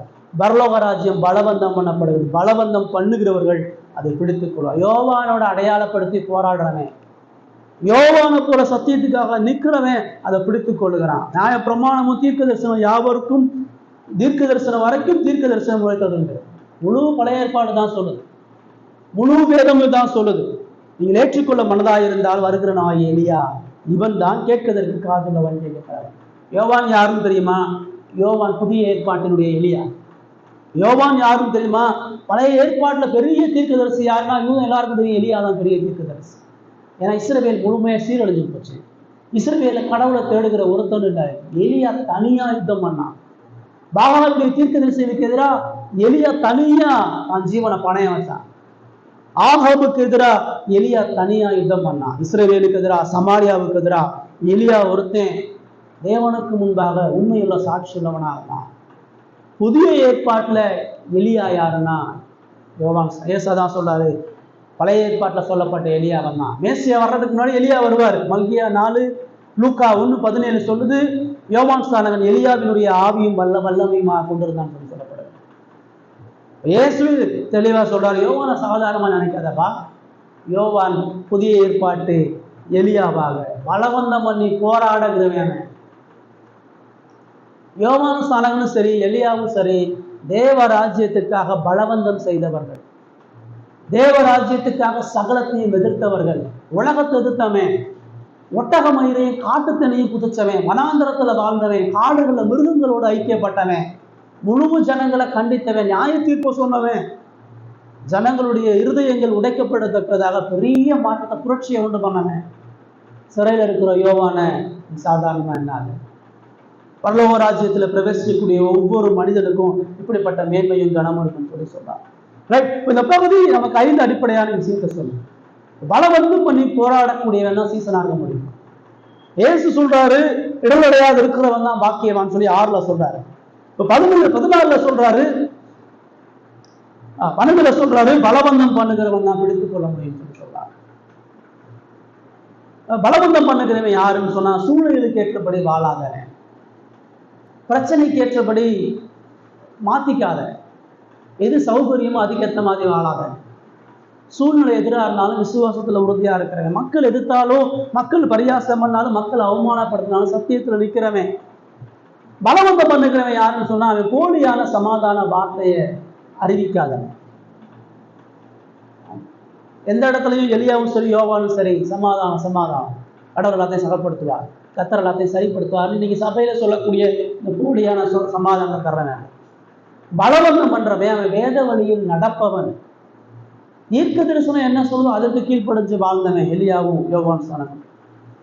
பலவந்தம் பண்ணுகிறவன் எதிர்ப்புகளை தாண்டி போராடுகிறவன். யோவானை ஏறுவது ராஜாவை எதிர்த்தாலும், ராஜாவை அவனை சரி சேதம் பண்ண வந்தாலும், ராஜாவை கொண்டு வந்தாலும், நீ பண்ணது அயோக்கியம், நீ பண்ணது விபச்சாரன்றதை நேருக்கு நேரம் மூஞ்சில சொன்னவன் தான் யோவான் ஸ்நானகன். பலவந்தம் பண்ணுகிறவன்றவன் தேவனது நியாய தீர்ப்பையும் ஆக்கினையும் அறிவித்து அவன் ஜீவனை இழக்க தயாராகிறான். என்ன விளைவு வந்தாலும் பரவாயில்ல, ஜெயில போட்டாலும் பரவாயில்ல, அக்கினி சூழல போட்டாலும் பரவாயில்ல, குகையில போட்டாலும் பரவாயில்ல, காடுகள்ல வனாந்தரங்களை போட்டாலும் பரவாயில்ல, கடல்ல ஆழத்துல போட்டாலும் பரவாயில்ல, நாங்கள் தேவனது நீதியையும் நியாயத்தின்படி வாழ்கிறவர்கள் என்று சொல்லுகிறவர்கள். இது இருக்குதா? ஏசு ஜனங்கள்கிட்ட தான் சொல்றாரு, யோவானா இருக்குமா நினைக்காத, யோவான் ஸ்நானகன் அவன் பலவந்தம் பண்ணி போராடின ஒரு மனுஷன், அவனை போதுல நீயும் போராடாம பரலோக ராஜ்யத்துல பிரவேசிக்க முடியாதுன்றார். உங்களுக்கு இந்த பலவந்தம் இருக்குதா? ஒரு சீசன் சந்தேகத்தை மேற்கொள்றவன், ஒரு சீசன் அவன் பலவந்தம் பண்ணி போராடுகிறவனா இருக்கிறான். உங்க வாழ்க்கை சூழ்நிலைகளுக்கு எதிராக இருக்குதா? பிரச்சனை எவ்வளவு வந்தால் நான் தேவனை விட மாட்டேன்ற வைராக்கியம் இருக்குதா? மக்களுக்கு ஏற்றபடி முகஸ்துதி செஞ்சு மக்களுக்கு ஏற்றபடி நமது வாழ்க்கையை மாற்றி அமைக்கிறவளா இருக்கிறோமா? கடவுளுடைய வேத வார்த்தையின்படி வாழ்றவனா இருக்கிறோமா?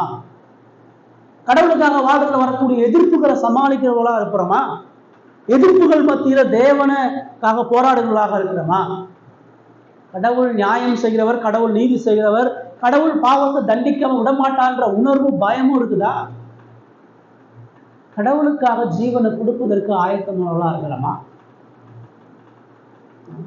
ஒரு சீசன்றவன் எப்படிப்பட்ட குணாதிசயங்களை கொண்டவனா இருக்கிறான்? உன் வாழ்க்கை பலவந்தம் இருக்குதா? உன் வாழ்க்கையில போராட்டம் இருக்குதா? அசத்தியத்தை எதிர்க்கிறோமா? தப்புன்னு சொல்றோமா? பாரம்பரியத்தை எதிர்க்கிறோமா? கலாச்சாரத்தை எதிர்க்கிறோமா? சுத்தி இருக்கக்கூடிய எல்லா பாவ சோதனைகளையும் கண்டிக்கிறோமா? எச்சரிக்கிறோமா? முகஸ்துதி பண்ணாம இருக்கிறோமா? நெருங்கியவர்கள் செஞ்சாலும் யாரு செஞ்சாலும் தேவனுக்காக நிற்கிறோமான்றதான் முக்கியம். தேவ வழியில நிற்கிறோமான்றதுக்காகதான் முக்கியம். திரள் கூட்டத்துல இல்ல, தனியா ஒரு நபரா போராடுறதான் இயேசு விசுவாச போராட்டம்னு சொல்லி சொல்றாரு. கடைசியா 16-19 இந்த சீச சுகத்தை நிராகரிக்கக்கூடிய மக்கள் யாருன்றத சொல்றாரு. 16-19 வாசிங்க. இந்த சந்ததியை யாருக்கு ஒப்பிடுவேன்? தந்தை வழியில் உட்கார்ந்து தங்கள் தோழரை பார்த்து, உங்களுக்காக புலம்புகிறோம், நீங்கள் கூத்தாடவில்லை, உங்களுக்காக புலம்பினோம், நீங்கள் மாரடிக்கவில்லை என்று கொலை செல்லுவதற்கு ஒப்பாய் இருக்கிறது.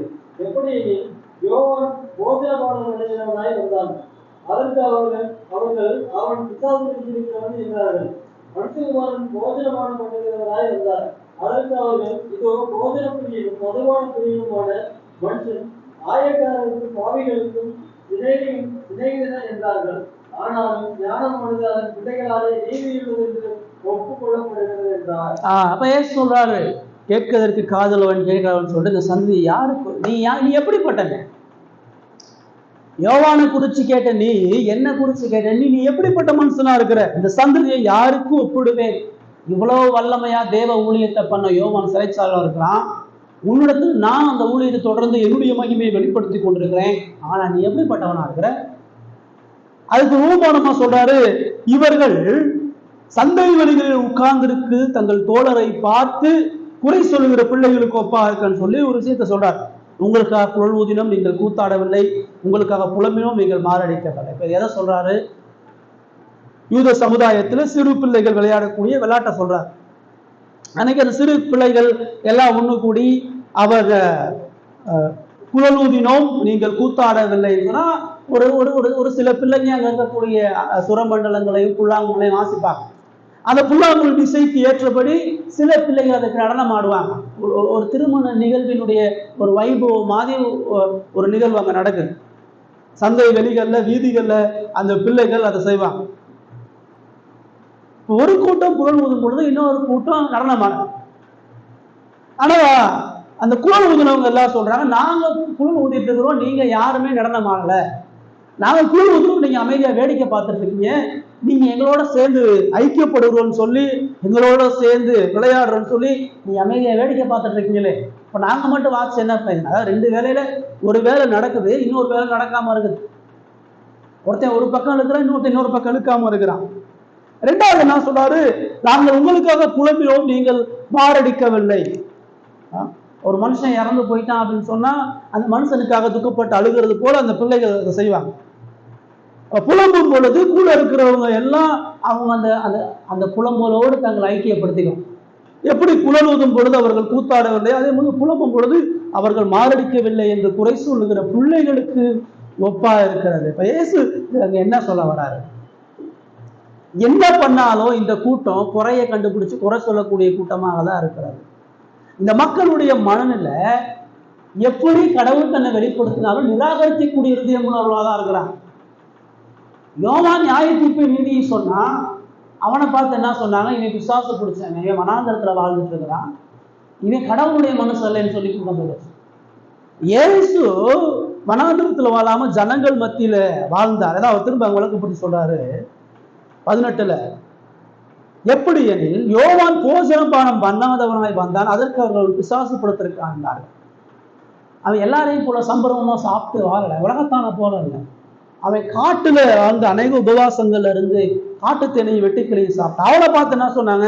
அவன் மனுஷனே இல்லப்பா அப்படின்னாங்க. ஆனா இயேசு எப்படி வந்தாரு? யோவான் சாணனை போல அவர் மக்கள் மத்தியில ஜபாலயத்துல அவருடைய பட்டணங்கள்ல இருந்தாரு, ஆயக்கார வீட்டுல போய் சாப்பிட்டாரு, பாதிகளுடைய கல்யாணத்துல அட்டன் பண்ணாரு. அப்படி அவர் மக்களா அவர் உணவு வரும் பொழுது அவங்க என்ன சொல்லுவாங்க? இதோ போஜன பிரியனும் மனுஷன் மதுபான பிரியனுமான மனுஷன், இவன் என்ன பாதியோட உட்கார்ந்து ஐக்கியப்பட்டு இருக்கிறான், இவன் என்ன உணவுகளை சாப்பிட்டு போஜன பிரியம் உள்ளவனாக இருக்கிறான், ஆயக்காரனுக்கும் பாவிகளுக்கும் சிநேகிதனா இருக்கிறான், அசுத்தமானவங்களோட இருக்கிறான்னு சொல்லி சொன்னாங்க. இந்த மக்கள் எப்படி தேவன் அந்த ஜனங்களுக்கு தேவ மனிதனை அனுப்பினாலும் அவர்கள் ஒரே விதமா குறை சொல்லி எதிர்க்கிறதா இருந்தாங்க. எந்த வகையில தேவன் அவர்களுக்கு நியாய தீர்ப்பை சொன்னாலும் நம்ப மாட்டேன்னு தான் எதுக்குறான். இயேசு சமாதானத்தை ரட்சிப்பை சொல்ல வந்தார், அவரை நம்ப மாட்டோமான்னு எதுக்குறான். கடவுளுடைய கோபத்தையும் அவனால அங்கீகரிக்க முடியல, கடவுளுடைய அன்பையும் அங்கீகரிக்க முடியல, கடவுளுடைய சிற்றையும் ஏற்றுக்கொள்ள முடியல, கடவுளுடைய அன்பை ஏற்றுக்க முடியல. எல்லா வகையிலும் அவர்கள் குறை சொல்லக்கூடிய பிள்ளைகளை போல எல்லா வகையிலையும் குறைகளையும் பலவீனங்களையும் சொல்பவர்களாக இருந்தார்கள். ஆண்டவர் சொல்ல, ஆனாலும் ஞானமானது அதன் பிள்ளைகளால் நீதியுள்ளது என்று ஒப்புக்கொள்ளப்படும். எவனுக்கு தேவன் ஞானத்தை வெளிப்படுத்துகிறாரோ அவன் சத்தியத்தை ஏற்றுக்குவான், எவனுக்கு தேவன் தனது விசுவாசத்தை வெளிப்படுத்துகிறாரோ அவன் அதை ஏற்றுக்கொள்ளுவான் சொல்லி சொன்னார். இந்த குறை சொல்லுகிற பிள்ளைகள் மூலமா அந்த சந்ததியான மக்களை குறித்து அவர் என்ன சொல்றாரு அப்படின்னு பாத்தீங்கன்னா, அவங்க யோவான கடுமையானவன் சொல்லி அவங்க ஏத்துக்கல, இயேசு ரொம்ப இரக்கம் உள்ளவராக இருக்கிறான்னு சொல்லி அவங்க ஏத்துக்கல. அவர்கள் எதிர்பார்க்கக்கூடிய விதத்துல யோவானும் இயேசு கிறிஸ்து இல்லாதனால அவங்களை புறந்தள்ளினாங்க. இவருடைய புறந்தள்ளலுக்கு 5 அடிப்படையான காரியங்களை சொல்றாரு. இயேசுவையும் யோவானே அவங்க ஏன் நிராகரிச்சாங்கன்னு சொன்னா, அவங்க அற்பமான காரியங்களை பிரதானமாக எண்ணி வாழ்கிறவர்கள். ஒரு மனுஷன் கடவுளையே நிராகரிக்கிறான்னு சொன்னா, அவனுக்கு உலகத்தினுடைய அற்பமான சந்தோஷம் முக்கியமா இருக்கு, உலகத்தினுடைய அற்பமான பொழுதுபோக்கு முக்கியமா இருக்கு. அவனுக்கு அழிந்து போகக்கூடிய உலக சந்தோஷங்களும் உலக நிம்மதிகளும் இருக்கிறதுனாலதான் இயேசுவை நிராகரிக்கிறவனா இருக்கிறான். அவங்களுக்கு யோவானுடைய பிரசங்கம் மகிமையா தெரியல. இயேசுவினுடைய அற்புதங்களும் இயேசுவினுடைய சுவிசேஷமும் அவங்களுடைய இருதயத்தை பாதிக்கல. ஏன்னா அது அவங்களுக்கு அற்பம். இயேசு என்ன பெரியவர், யோவான் என்ன பெரிய, என்ன இருக்குது அவங்ககிட்ட? இரண்டாவதுக்கு அவர்கள் ஏன் கிறிஸ்துவை நிராகரிக்கிறாங்கன்னு சொன்னா, அவர்கள் எப்பொழுதும் மற்றவர்களுடைய குறைகளையும் பலவீனங்களையும் பெரிதுபடுத்துகிறவர். யோவான்ட பார்க்கும் பொழுது குறையதான் பார்த்தாங்க, இயேசுட்ட பார்க்கும் பொழுது குறையதான் பார்த்தாங்க. அவர் பிசாசு பிடிச்சிருக்கிறாரு, அவர் விபச்சாரனோட ஐக்கியமா இருக்கிறார், பாவியோட ஐக்கியமா இருக்கிறார். அதனுடைய நோக்கமும் சுத்தமாக அவங்களுக்கு தெரியாது. சத்தியத்தை நிராகரிக்கக்கூடிய மக்கள், இயேசு நிராகரிக்கக்கூடிய மக்கள் எப்பொழுதும் அவர்கள் பலவீனங்களையும் குறைகளையும் பார்க்கிறவர்கள். அவன் சரியில்லை, இவன் சரியில்லை, அவர் சரியில்லை, இவர் இப்படி இருக்கிறாரு, இங்கே இப்படி நடந்துட்டு இருக்குது, அவருடைய வாழ்க்கையில் இந்த பாவம் இருக்குது, இவன் யோக்கியமா அவன் யோக்கியமா, இதெல்லாம் ஏன் வருதுன்னு சொன்னா, அவனுக்கு சுவிசேஷத்தை கிறிஸ்துவை ஏற்றுக்கொள்ளக்கூடிய மனநல அல்ல. சத்தியத்தை நிராகரிக்கிறவன் இப்ப என்ன சொல்லுவான்? சத்தியத்தை பிடிக்காதவன் என்ன சொல்லுவான்? இங்க இருக்கக்கூடிய பாவத்தையும் குறையும் தான் சொல்லுவான். இங்க இருக்கக்கூடிய பாவங்களும் பலவீனங்களும் தான் அவனுக்கு பெருசா தெரியுமே, அவனுக்கு மீட்பும் ரட்சிப்பும் தெரியாது. மூணாவது விஷயம், அவர்கள் ஏன் கிறிஸ்துவை நிராகரிச்சார்கள் சொன்னா, அவர்கள் அறியாமையினால் அல்ல, அவர்கள் சத்தியத்தை அறிந்து துணிகரமா எதிர்த்து நிற்கிறார்கள். இயேசு மறுதளிக்க முடியாத சாட்சி அவர் வெளிப்படுத்துறார். அவருடைய கிரியைகள் வெளிப்படுகிறது. யோவானுக்கு சொன்ன மாதிரி குருடனுடைய கண்ணை திறக்கிறத பார்க்கிறான், சப்பானை நடந்து போறதை பார்க்கிறான், செத்து போன எதிர் உருவமாக எழுந்து வருகிறத பார்க்கிறான். ஆனா அவர் தான் கடவுளை நம்ப முடியாது, அவர் தான் மேசியாவால் ஏற்றுக்கொள்ள முடியல. பரிசேயன் வேதப்பாரகன் என்ன வேதத்தை அறிஞ்சிருந்தாலும் அவர்கள் துணிகரமாக கிறிஸ்துவை எதிர்த்து வாழ்ந்தார்கள். நாலாவது, அவர்கள் இயேசு கிறிஸ்துவையும் யோவானை நிராகரிச்சாங்கன்னு சொன்னா, அவர்களுக்கு பாரம்பரியம் பெருசா இருந்துச்சு. அவர்கள் உலக பாரம்பரியங்களை மேன்மைப்படுத்தி அன்பையும் இரக்கத்தையும் விட்டுட்டாங்க. அதை எப்படி ஓய்வு நாள்ல சூழ்நிலை கைகளை சுகமாக்கலாம், அதை எப்படி ஓய்வு நாள்ல பயிர்களை கைக்கு துண்ணலாம், ஓய்வு நாள் எப்படி ஒரு மனுஷனை சுகப்படுத்தி விடுதலை கொடுக்கலாம், கை கழுவாம எப்படி சாப்பிடலாம், வானத்திலிருந்து அடையாளத்தை காட்டு. அவனுடைய பாரம்பரியம், அவனுடைய கலாச்சாரம் முக்கியம். அவனுடைய சுபாவமான கலாச்சாரம் முக்கியமா இருக்குது. கிறிஸ்துவ அவங்க நிராகரிச்சாங்க. இவ்வளோ நாள் நாங்கள் இந்த சபைக்கு தான் போகிறோம், இவ்வளோ நாள் இந்த கடவுளை தான் கும்பிடுறோம், இவ்வளோ நாள் இப்படிதான், இதெல்லாம் எப்படி நாங்கள் வெளியே வர்றது, இதெல்லாம் எப்படி வெளியே வர்றது, இது இருந்தாலும் எப்படி நாங்கள் இயேசு அறிந்து கொள்வோம், இதெல்லாம் விட்டு தான் வரணும்னா அந்த இயேசு தேவையில்லை, இதெல்லாம் எப்படி விட முடியும்? ஜாதிய சிந்தை, கலாச்சார சிந்தை, தேவையில்லாத பாரம்பரியம், இந்த மேன்மையான சிந்தை, இதெல்லாம் கிறிஸ்துவ நிராகரிக்கக்கூடிய காரியம். இயேசு தான் சொல்றாரு, இது எல்லாமே உனக்கு முதல்ல ஞானம் இல்லை, ஞானம் உள்ளவர்கள், ஞானமானது அதன் பிள்ளைகளால் ஈதியுள்ளது என்று ஒப்புக்கொள்ளப்படும். கடவுள் எவனுக்கு அந்த ஞானத்தை வெளிப்படுத்துகிறாரோ அவன் ஏற்றுக்கொள்வான். கடவுள் நிராகரிப்பதற்கு ஆவிக்குரிய ஞானம் மற்ற அவர்கள் முழுமையாக சங்காரம் பண்ணப்படுகிறார்கள் என்பதை சொல்றார். மூணாவது விஷயம் எதான் சொல்லுது, தேவனை நிராகரிக்கக்கூடியவர்கள் அவர் மிகுந்த ஆபத்தானவர்களும் அழிவை நோக்கி போறவர்களாக இருக்கிறார்கள்.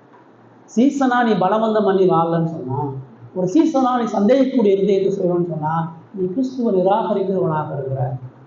உன் வாழ்க்கையில விசுவாசம் உறுதி இல்லைன்னு சொன்னா நீ கிறிஸ்துவ மறுதளிச்சிருவேன்.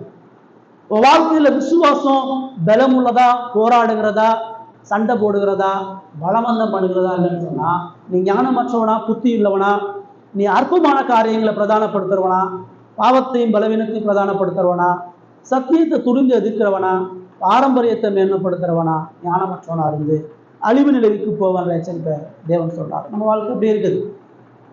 நம்முடைய விசுவாச வாழ்க்கையில நம்முடைய இருதயம் இயேசுவுக்கு இப்படிப்பட்ட விசுவாசத்தோட இருக்குதா? எப்படி சந்தேகத்தை நான் போக்குறது? நான் சந்தேகத்தை புறந்தள்ளி சந்தேகத்தை மேற்கொண்டு வாழ்றது எப்படி? இதுக்குதான் நம்ம எப்பொழுதும் போல இயேசுவினுடைய பாடை மரணத்தை பார்க்க வேண்டியது. இயேசு நமக்கு தேவையா இருக்கா? என் வாழ்க்கையில விசுவாச பலம் வந்தால விசுவாச போராட்டம் ஏன் இல்லை? என் வாழ்க்கையில இந்த உலகத்தையும் பாவத்தையும் பிசாசனுடைய வஞ்சகங்களை நான் ஏன் விழுந்து போறேன்னு சொன்னா, கிறிஸ்து நம்ம கொடுக்கக்கூடிய எச்சரிப்பு சரியா நம்ம உணர்றது. இயேசுனுடைய மரணத்தையும் சிலுவையும் நம்ம உற்று பார்க்கும் பொழுது சந்தேகம் மற்றவர்களாக வாழ முடியும். இயேசுக்கு ஏன் சந்தேகப்பட்டாரா?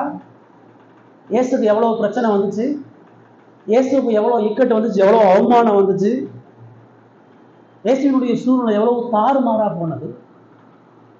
அவரை முழு உலகமும் பரியாசம் பண்ணி, பிதாவும் அவருடைய கைவிட்டு, எல்லா மகிமையும் அவர் இழந்து, அவர் இந்த பாவ உலகத்துல உங்களை என்னை மீட்கும்படியாக வரும் பொழுது அவர் எவ்வளவு அவமானங்க. அவருடைய குடும்பம், அவருடைய பெற்றோர், அவருடைய சகோதரர், அவர் வாழ்ந்த இனம், அவர் வழிநடத்தக்கூடிய தலைவர்கள், அவர் பின்பற்றக்கூடிய சீசர்கள் எல்லாரும் மறுதலிச்சு கைவிட்டு போனாலும், இயேசு பிதாவே அவரை கைவிட்டாலும் பிதாவின் மீது சந்தேகம் இல்லாத விசுவாசத்தில் இருந்தார்.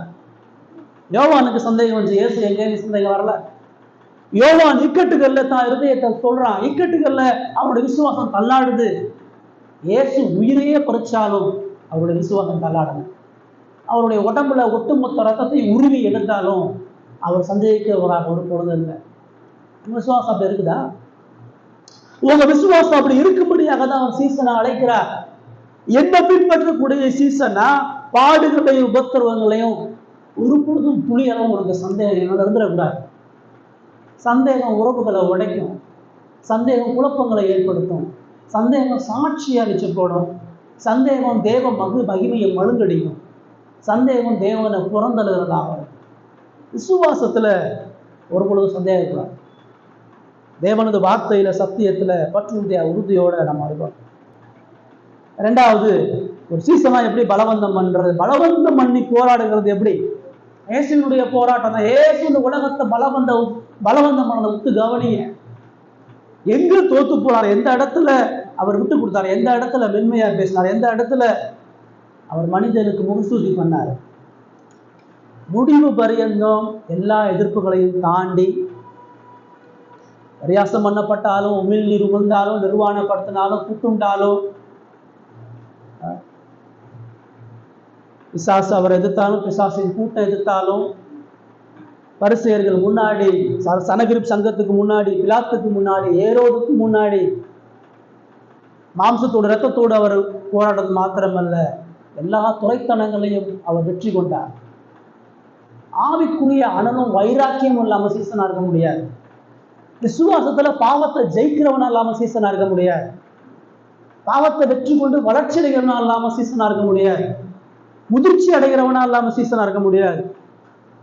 எதிர்ப்புகளை தாண்டி போராடுகிறவனா, தேவனது நியாய தீர்ப்புக்கும் தேவனது ஆக்கினைக்கும் பயந்து ஜீவனை இழக்கிறதுக்கு தயாரா இருக்கணும். ஆத்ம பாரம் உள்ளவனா இருக்கணும். அவன் தான் விசுவாசத்துல பலவந்தம் பண்ற ஆவிக்குரிய அனல் உள்ளவனா இருக்கணும். அது இருக்குங்களா?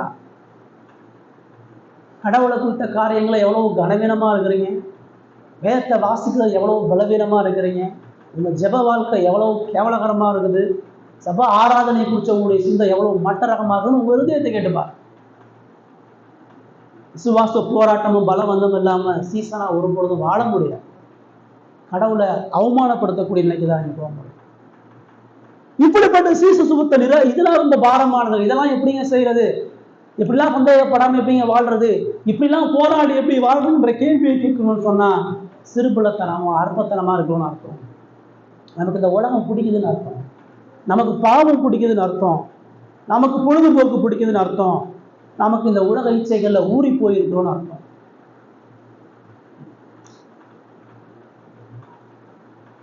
நம்ம அந்த கிறிஸ்துவனுடைய சத்தியத்தை நிராகரிக்கும் பொழுது இன்னொருத்தனுடைய பாவம் பலவீனத்தை அதிகப்படுத்துவதாக. பிரச்சனை இன்னொருத்தண்ட பார்க்க நம்மளை சரிப்படுத்தாம பிரச்சனை இன்னொருத்தையும் சொல்லணும். நம்முடைய ஆவிக்குரிய வாழ்க்கையில விசுவாச வாழ்க்கையில போராடுறதுக்கு காரணம் சூழ்நிலைகளை காரணம் சொல்லிட்டு இருப்போம், மற்றவர்களுக்கு காரணம் சொல்லிட்டு இருப்போம், விஷயத்தை மற்றவங்க மேல பதிவு போட்டு நம்மளை தற்காத்து கொள்ளும். விசுவாசி ஒரு பொழுதும் பிரச்சனையை தான் மேல போடுகிறவனா, தன்னை சரி செய்கிறவனா இருப்பான், சத்தியத்தை கீழ்ப்படுகிறவனா இருப்பான், பாரம்பரியத்தையும் கலாச்சாரத்தையும் மேற்கொள்கிறவனா இருப்பான், அவன் ஆவிக்குரிய ஞானங்களான ஒவ்வொரு நொடியும் நேரத்தையும் ஞானமா பயன்படுத்துகிறவனா இருப்பான். அனித்தியமான இந்த உலகத்துக்கும் அனித்தியமான வீணான காரியங்களுக்கு நேரத்தையும் காலத்தையும் செலவு செய்யலாம். இவங்கெல்லாம் இயேசுவை தேடிதான் வந்தான். எல்லாம் அற்புதத்தை பார்த்தான், அடையாளத்தை பார்த்தான், பசங்கத்தை கேட்டான், எல்லாம் நல்லா இருக்குன்னா. ஆனா இயேசு காணான்ட்டான். எந்த இயேசு கர்த்தரால் வருகிற தோற்கடிக்கப்பட்டவன் சொன்னா அதே இயேசு தான் சிலுவையில தூக்கி கொன்னா. இவனை சிலுவையில் அறையும் சிலுவையிலும் இந்த கூட்டம் தான் சொல்லுச்சு. நிராகரிக்கக்கூடிய கூட்டத்துக்கு தேவ நீதியான ஆக்கினையின் நியாய தீர்ப்பை கட்டாயம் அவர் செலுத்துகிறவராக இருந்தார். முழு எருசலேமில் தேவன் சுத்தரிக்கிறவராக இருந்தார். இன்ன வரைக்கும் இஸ்ரவேல் குண்டாடப்பட்டு கொண்டிருக்கிறது. இயேசுவை கொலை செய்த அந்த நாடு இன்ன வரைக்கும் சோத்துக்காக கஷ்டப்பட்டு இருக்குது. கொலைகள்னால இரத்தங்களால நிரப்பப்பட்ட அநேக பிணங்கள் இந்த உலகத்தில் ஒரு இடத்துல இருக்குன்னு சொன்னா இஸ்ரேல தான் இருக்கு. தேவனது நீதியான ஆக்கினை கோபை ஊற்றப்படக்கூடிய ஒரே ஒருவடா இஸ்ரேல் தேசம் தான். கிறிஸ்துவ நிராகரிக்கக்கூடிய மனிதனுக்கு வரக்கூடிய ஆக்கினை ரொம்ப ஆபத்தா. ஒரு ஆத்துமா நித்திய காலமா நரகத்தில் இருக்குன்னு சொன்னா குலம் நடுங்காம இருக்க முடியாதுங்க. எனக்கு ஒரு ஆஸ்பத்திரியில் இருக்கிறவன் சுகமாவான ஒரு நம்பிக்கை இருக்கு. ஒரு நேசிக்கக்கூடிய வியாதியில் இருக்கிறவனுக்கு ஏதாவது ஒரு வகையில உயிர்ப்பிக்கப்படுவாங்க நம்பிக்கை இருக்கு. நரகத்துல எந்த நம்பிக்கையும் உனக்கு மீட்பே கிடையாது, உனக்கு ரட்சிப்பே கிடையாது, உனக்கு வாழ்வே கிடையாது. சாகுற வரைக்கும் நீ அழுதுட்டு தான் இருக்கணும், சாகுற வரைக்கும் வியாதியில தான் இருக்கணும், சாகுற வரைக்கும் நீ எரிச்சுட்டு தான் இருக்கணும்னு சொன்னா அது எவ்வளோ பெரிய கடினமான நிலை. ரட்சிக்கப்படாத நம்முடைய பிள்ளைகள், நம்முடைய பெற்றோர்கள், நம்முடைய உறவினர்கள் இந்த நிலையில தான் இருக்கிறான். ஆனா நமக்கு அதை குறித்து எந்த கற்பனையும் இல்லை. நமக்கு நம்ம பிரச்சனை போகணும், நம்ம ஆரோக்கியமா இருக்கணும், நம்ம சௌகரியமா இருக்கணும், நம்ம கஷ்டப்படாம இருக்கு தான் பார்த்துட்டு இருக்கணும். கிறிஸ்துவ நிராகரிக்கக்கூடிய வாழ்க்கை தான் விசுவாச வாழ்க்கை. உங்க விசுவாசத்தை ஆராய்ஞ்சு பாருங்க. இயேசுனுடைய போராட்டத்தை பாருங்க, இயேசுனுடைய சிலுவையை பாருங்க, இயேசு கொண்டிருந்த பிதாவின் மீது கொண்ட விசுவாசத்தை பாருங்க. மனம் திரும்பியான ஆண்டவருடைய வாழ்க்கை அப்படி இல்லை. உண்மையாகவே இந்த மாதிரியான விசுவாச குணாதிசயங்களை கொண்டு இல்லை. என் வாழ்க்கையை மாற்றி என் சந்தேகங்களை சரி செய்து விசுவாசத்தை பலப்படுத்தி நான் உமக்காக போராடுகிறவனா, பலவந்தம் பண்ணுகிறவனா, சத்தியத்துக்கு கீழ்ப்படுகிறவனா இருக்க உதவி செய்யணும் தேவன்கிட்ட கேட்போம். கர்த்தர் இந்த வார்த்தைகளை ஆசீர்வதித்து நம்மையும் அவருடைய சீசர்களாக இன்னும் பலப்படுத்துவாரா.